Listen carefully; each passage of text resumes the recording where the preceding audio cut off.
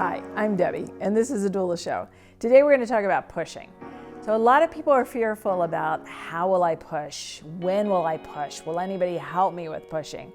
I move people through contractions about every 20 to 30 minutes, and I believe it's the same way through pushing.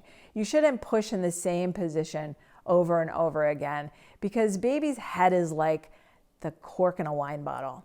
And so you twist back and forth and the baby rocks gently to get into the pelvis, and then baby does the same thing to go ahead and emerge into the world. So I start with people doing powerful pushing positions where they're on hands and knees. Sorry. So we bring up the back of the bed where they are, and they stretch up nice and tall, elongating the uterus, and then they rock back onto their heels so that their hips are coming back onto their heels.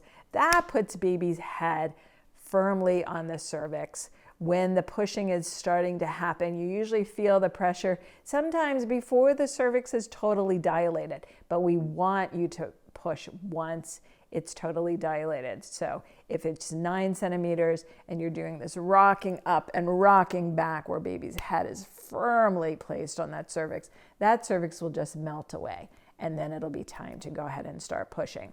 So stay in that position where you're rocking up and rocking back and allowing baby to come closer and closer to the vaginal opening, and then at some point shift to your side. And you want to always be thinking about curling around your baby. I have this gorgeous picture behind me where she is making a nice C with her body.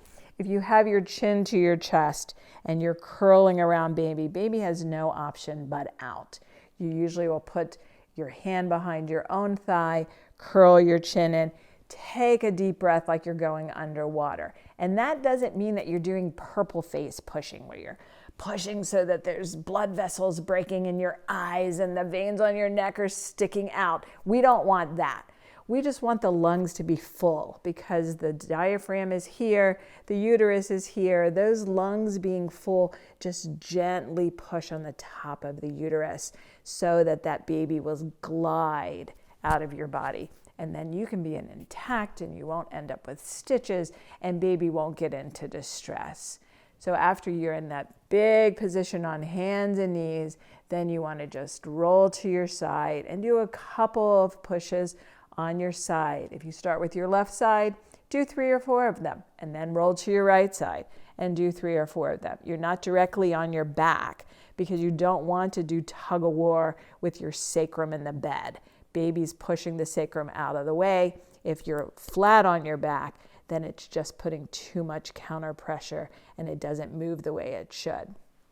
If you practice at home, I want you to sit on your sits bones. So take your hands and stick them under your bum, sit on your sits bones and move your legs out and in and see how those sits bones flange longer and wider when your legs are in. It's not the Hollywood position where the legs are way out and someone is laying on their back to deliver. It's more we do closed knee pushing where your femur is rotating so that the outlet is open nice and wide for baby.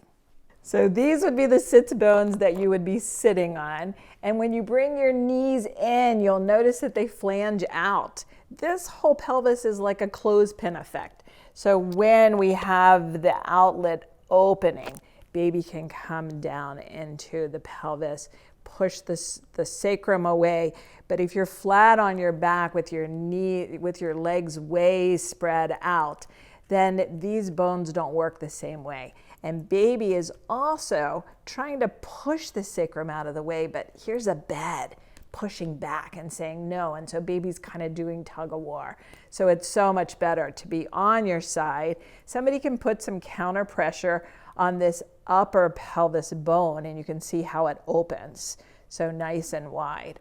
And then you would switch to the other side and baby will find the next bit of space and somebody can put some counter pressure again on that so that these bones open nice and wide. A lot of times if you need a baby to descend quickly, we do what I call tug of war. And that's when a mama would have the knot of a sheet and the doula would be all the way across the room, and she's gonna pull when that contraction starts. I like to put up a squat bar so your feet are pushed against it and you're kind of anchored. Now this is one position when you're on your back, but you're curling in that nice big C around baby with your chin still to your chest while you're holding on to that and someone's pulling you forward so baby can just descend. There's just no other option for baby but get out. Pushing is part of the process, and most women feel very empowered. Here you've been surrendering into contractions for maybe hours, every contraction that comes, but now you're in the driver's seat. Now you're the one who can go ahead and just curl around your baby, hold your breath so that those lungs are filled, and then just bear down and push. Just remember, when you're pushing, you're strong. You can do this. I've done it 9 times and I'm no rock star.